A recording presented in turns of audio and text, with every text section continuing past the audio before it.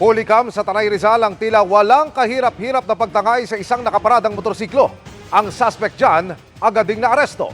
Narito ang eksklusibo kong pagtutok. Gone in 10 seconds.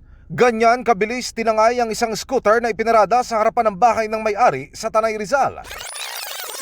Kuha sa CCTV ang paglapit ng suspect at pagsungkit sa may susian ng motorsiklo. Nang mapihit ang manibela, dahan-dahan niya munang itinulak ang motorsiklo palayo hanggang ligtas ng tangayin nang hindi napapansin ng iba. Expert sila nito.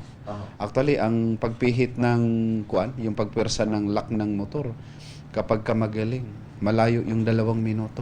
Agad nag-check ng kuha ng CCTV ang may-ari nang mapansing wala na sa paradahan ng scooter. Kita na niya yung yung itsura ng suspect.